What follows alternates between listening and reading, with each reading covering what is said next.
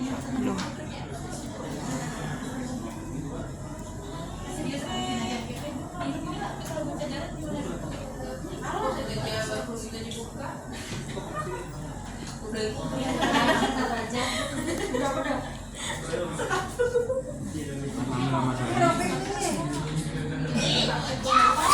Baik teman-teman,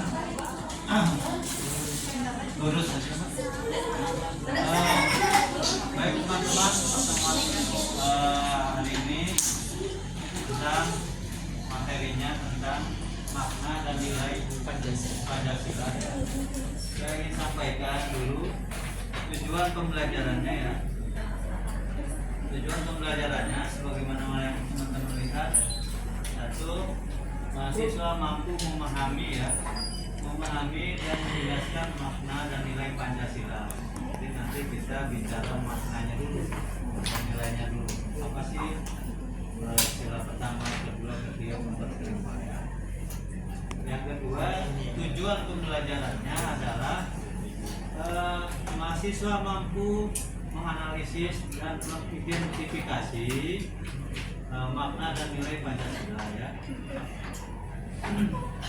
Yang ketiga, mahasiswa mampu menerapkan makna dan nilai Pancasila dalam kehidupan sehari-hari. Jadi ada tujuan pembelajaran ada dua, satu aspek pengetahuan ya, jadi punya pemahaman tentang makna dan nilai Pancasila. Yang kedua, aspek keterampilan ya, mampu mengamalkan, mengimplementasikan nilai-nilai Pancasila dalam kehidupan sehari-hari, termasuk menganalisis ya makna dan nilai Pancasila dalam kehidupan masyarakat ya, dalam kehidupan masyarakat. Oke, jadi setelah mengikuti perkuliahan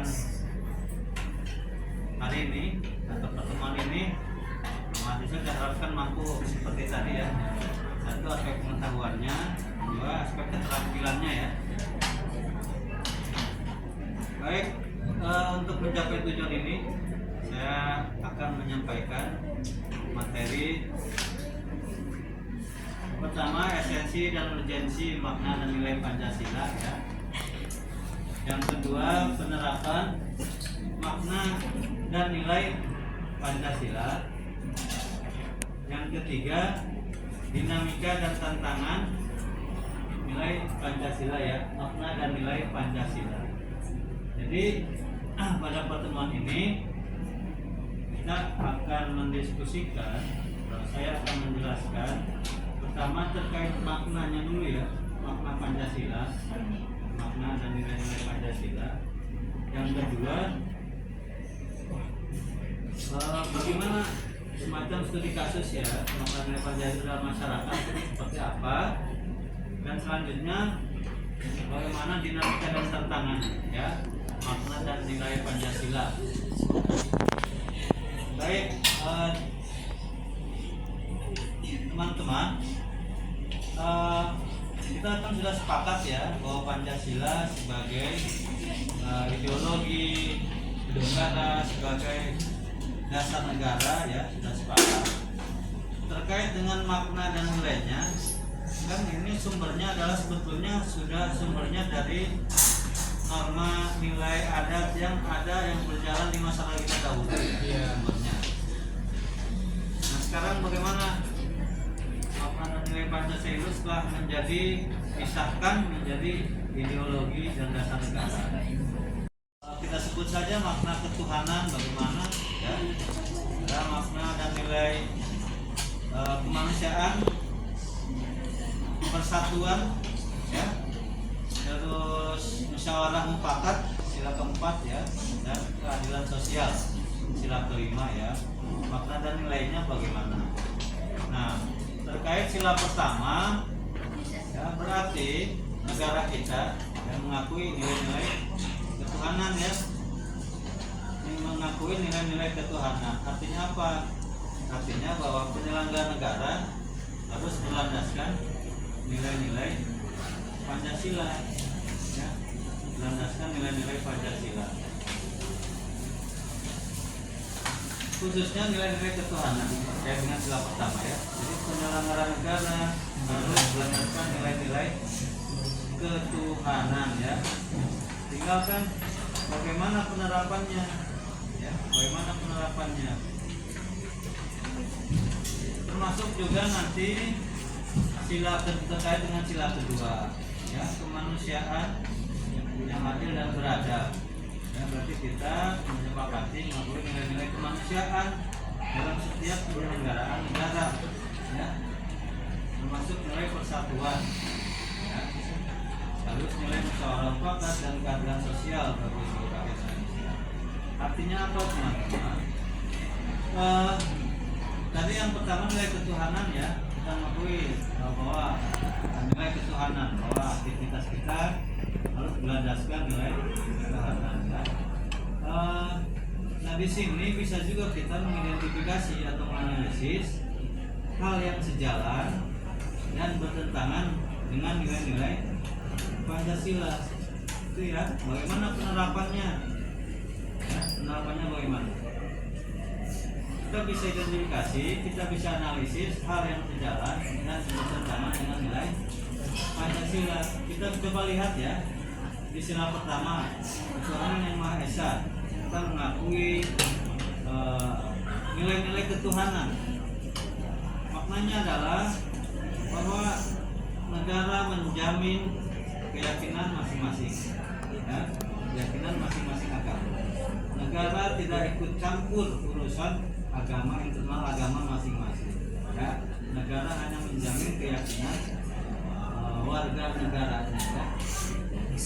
Nah bagaimana penerapannya, hal yang sejalan, hal yang bertentangan pada sila pertama. Nanti kan misalkan begini, negara hanya mengatur soal kerukunan antar umat beragama. Misalkan apa perilaku yang tidak sejalan, misalkan ya, memaksakan keyakinan salah satu agama ya. Jadi kita dituntut karena tadi mengakui nilai-nilai ketuhanan, negara kita mengakui beberapa agama, diantaranya Islam, Hindu, Buddha, Kristen, Katolik ya. Nah, salah satu misalkan agama A atau umatnya tidak boleh memaksakan keyakinan agama B. Termasuk juga negara tidak boleh memaksakan harus agama A, agama B, agama C. Termasuk juga warga negara atau kelompok tidak boleh memaksakan yang lain untuk ikut keyakinan kelompok tersebut, tidak boleh. Negara menjamin keyakinan masing-masing warga negara. Mau pilih Islam, Kristen, Buddha, Katolik silakan. Nah, bagaimana penerapannya? Hal yang sejalan dengan nilai Pancasila. Berarti kan kira-kira teman-teman, kita harus saling menghormati keyakinan masing-masing. Agama A menghormati keyakinan agama B, agama C. Ya, tadi kan tidak apalagi harus menghormati. Berarti hal yang bertentangan tidak boleh memaksakan keyakinan agama orang lain. Apalagi misalkan kalian sejalan harus menghormati. Hal yang bertentangan berarti tidak menghormati ya, keyakinan kelompok lain atau agama lain. Apalagi misalkan soal ada beberapa hal yang sensitif ya. Saya kira ini juga ada dinamika dan tantangannya. Misalkan apa? Soal pembangunan rumah ibadah ya. Kadang-kadang itu sensitif ya. Misalkan saja ada satu agama yang memang ingin membangun rumah ibadah, namun memang dalam pembangunan rumah ibadah itu ada aturannya ya. Ketika dipenuhi maka izin itu akan keluar. Siapa yang memberi izin itu pun pemerintah ya. Itu ketika itu tidak memenuhi izinnya maka izin tidak keluar. Namun kadang-kadang di satu sisi bahwa ada kebebasan beragama ya, ini berkaitan dengan nilai ketuhanan tadi, agama yang lalu tidak dipenuhi, selalu begitu kan, tidak dipenuhi. Pembangunan rumah ibadah ya, kan kadang-kadang menimbulkan apa ya, menimbulkan gejolak atau konflik ya, ketika izin itu tidak dikeluarkan. atau dianggap tidak menyetujui terhadap pembangunan rumah ibadah tersebut ya.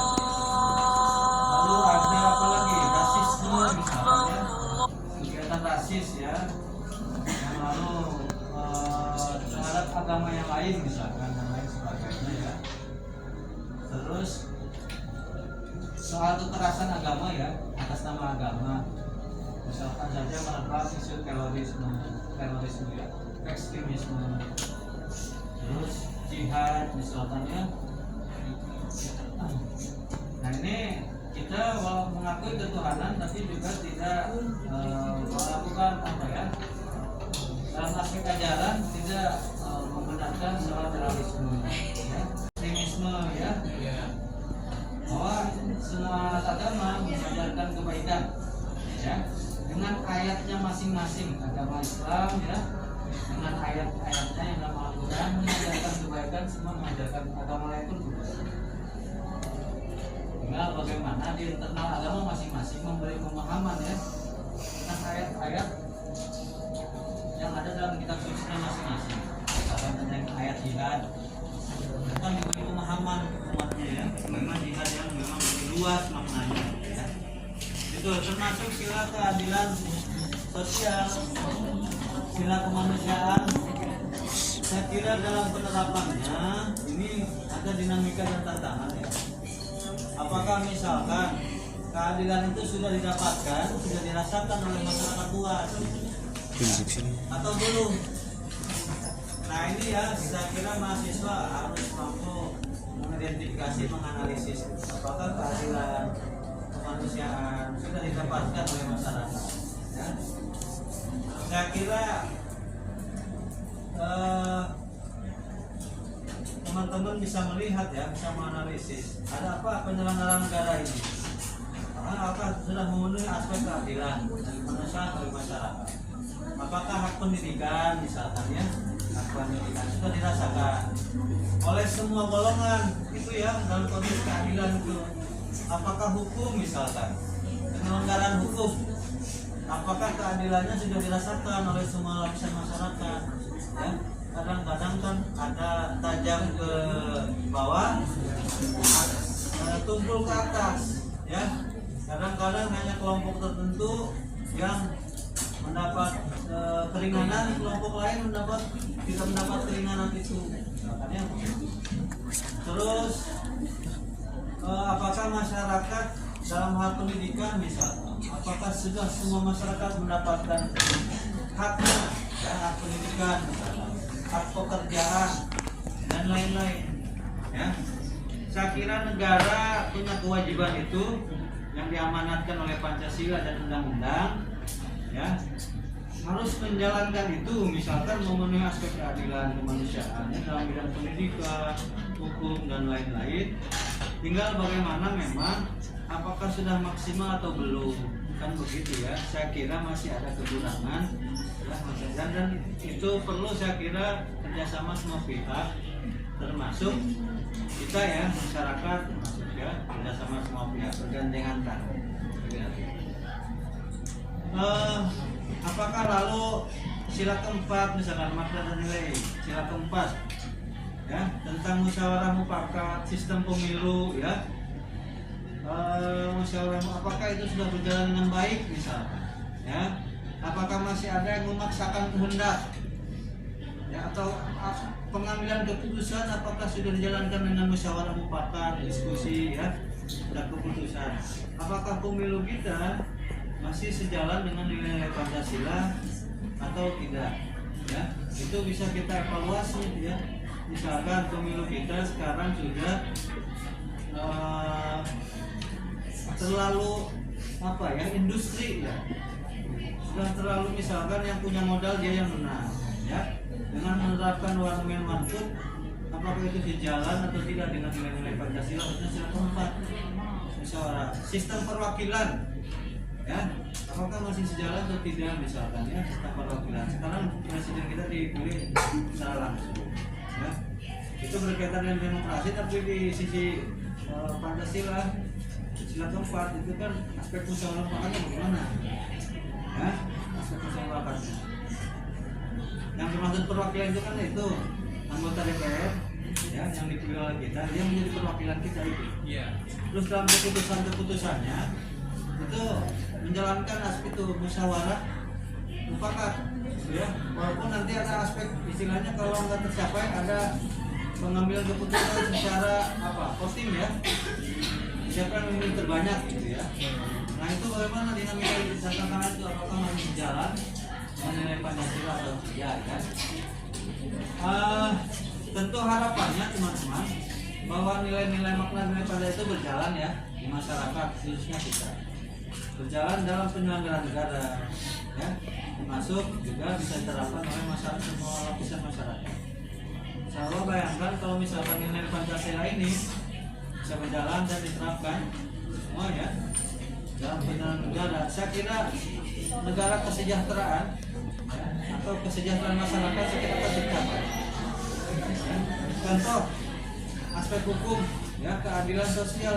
Kalau saja hukum itu adil, terus semua kelompok saya kira nggak akan ada namanya perpecahan, konflik, demonstrasi. Ya. Kalau saja hak-hak masyarakat yang berkaitan dengan sila keempat, sila kelima, sila kedua ya, terpenuhi, saya kira masyarakat akan nyaman, tentram, mahasiswa bisa menjalani pendidikan dengan baik, ya. Kebutuhan pangan terpenuhi, saya kira masyarakat akan nyaman, bisa menjalankan kehidupan dengan baik. Saya kira negara kita bisa jadi menjadi negara maju, ya, menjadi negara maju, dan seterusnya. Nah harapannya bahwa nilai Pancasila ini, ya, walaupun ada dinamika dan tantangan, ya, harapannya bisa diterapkan, ya. Nanti mungkin ada evaluasi ya, baik dari kita masing-masing maupun dari negara gitu. Saja yang kira-kira sudah sejalan kita dorong dengan lagi hal-hal yang bertentangan ya, dalam ekonomi, politik yang bertentangan, coba kita evaluasi, kita perbaiki ya. Baik itu saja untuk pertemuan yang materi makna dan nilai Pancasila. Terima kasih.